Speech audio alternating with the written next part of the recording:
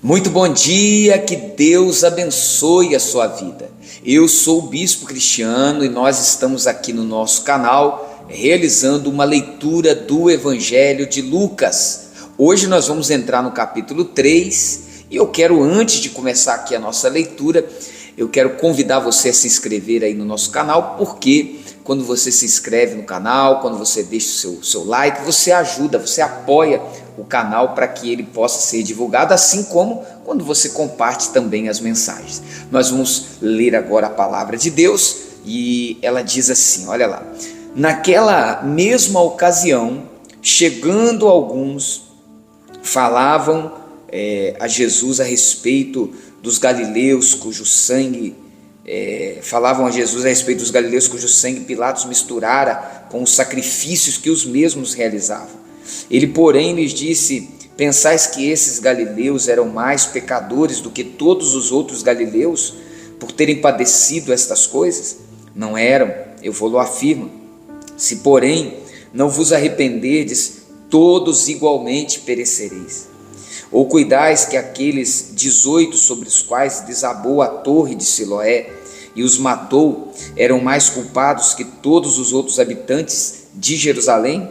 Não eram, eu vou-lo afirmo, mas se não vos arrependerdes, todos igualmente perecereis. Olha, nós precisamos lembrar que Jesus estava falando sobre juízo. A gente terminou ali o capítulo 12, Jesus está falando sobre juízo.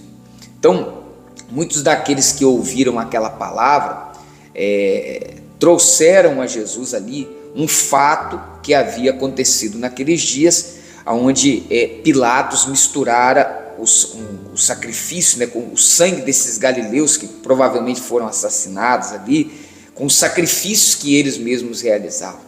Então, eles levando a Jesus aquela situação, talvez dizendo: olha, como esses homens eram pecadores.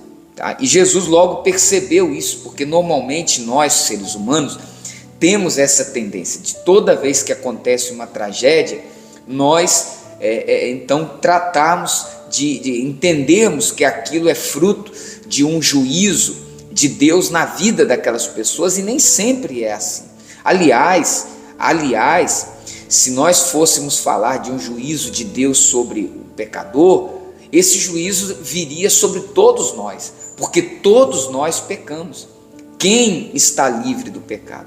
Quem pode levantar a mão e dizer: eu não sou um pecador? Tá? Então, o que nós temos que ressaltar, e o que Jesus vai ressaltar aqui, não é o juízo de Deus, mas a misericórdia, a compaixão de Deus. Porque se não fosse a misericórdia, se não fosse a compaixão de Deus, nenhum de nós escaparíamos. É ou não é verdade? E Jesus vai mencionar isso ali na parábola da figueira estéril, no versículo 6, olha só. Então Jesus proferiu a seguinte parábola: certo homem tinha uma figueira plantada na sua vinha e, vindo procurar fruto nela, não achou.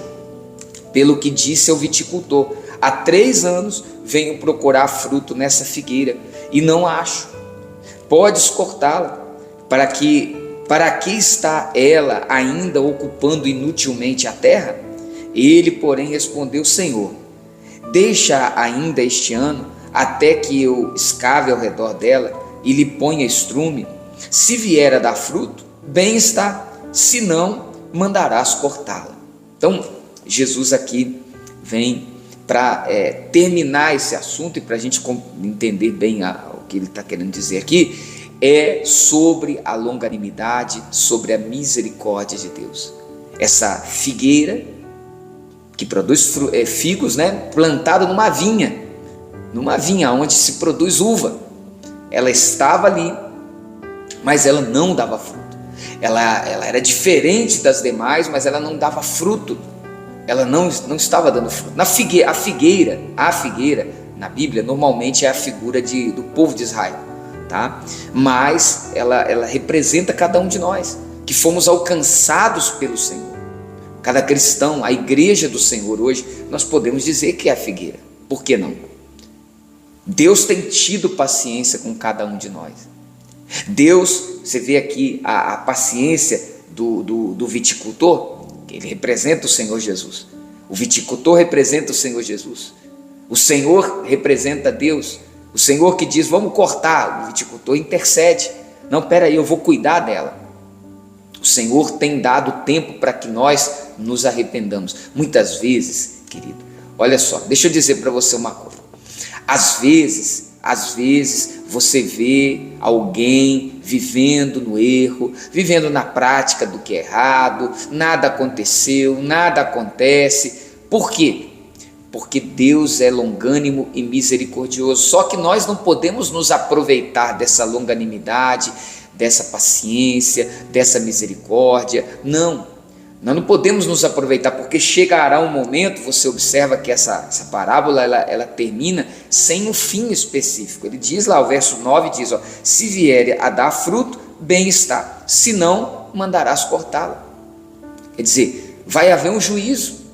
O momento, a questão aqui é nós aproveitarmos esse tempo de longanimidade, paciência, de misericórdia do Senhor e nos arrependermos, tá? Quantas são as pessoas que dizem assim, eu ouço falar de juízo, eu ouço falar que Jesus vai voltar, olha há quanto tempo, e nada disso acontece.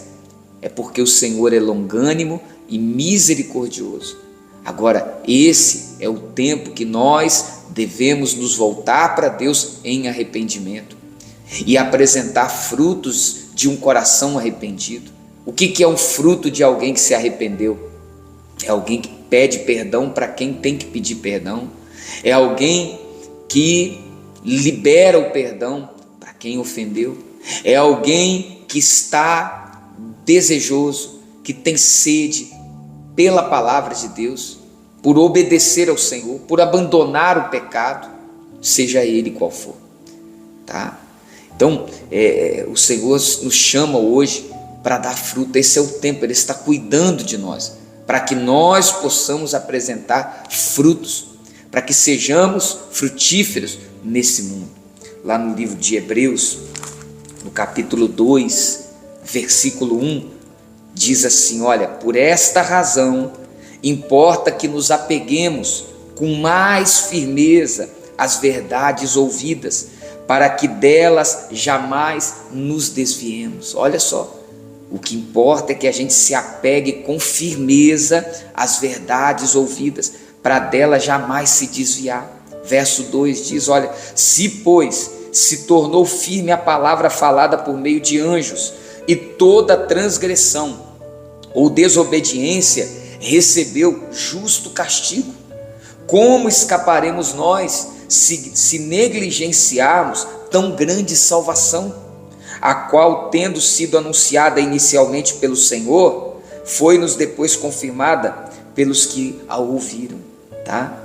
Como escaparemos nós se negligenciarmos tão grande salvação, tá? Então esse é o tempo de se voltar para Deus, em vez de ficar, olhando para as tragédias do mundo e apontando os pecados dos outros.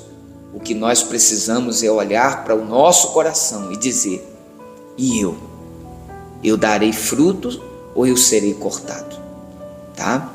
Vamos orar? Glória a Deus, e que o Senhor tenha misericórdia de cada um de nós. Vamos falar com Deus. Pai querido e amado, Pai, nós queremos, ó Deus, ser uma figueira, uma árvore frutífera. Nós queremos ser frutíferos, nós não queremos ser cortados, Pai. Te pedimos, perdoa os nossos pecados, limpa o nosso coração, nos ajude, Pai, nos ajude. Vivemos num mundo em que fomos chamados para ser completamente diferentes de tudo aquilo, de todos aqueles que existem ou que vivem nesse mundo. Pai, o Senhor nos chama para sermos pacientes, santos, perdoadores, pessoas que vivam não para satisfazer os seus prazeres, mas para a glória do Senhor. E é assim que queremos viver. Oh, meu Pai, nos perdoa e nos lava. Venha abençoar, Senhor.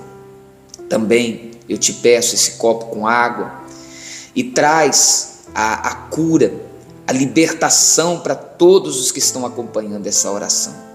Eu oro por cada pessoa que enviou aqui nas mensagens pedidos de oração, pedidos por familiares que estão doentes, por alguns que estão aflitos, por outros que precisam de uma restauração no casamento, na família. Eu oro para a restauração e declaro pela fé a cura, assim como a libertação na vida de todos que estão recebendo esta oração. Abençoe, Pai, o nosso dia, nós te pedimos e te agradecemos. Amém. Glória a Deus. Beba da água. Graças a Deus. Olha, que Deus abençoe o seu dia. Amanhã nós voltamos com outra mensagem, com outra palavra de Deus para o nosso coração. Fiquem com Deus.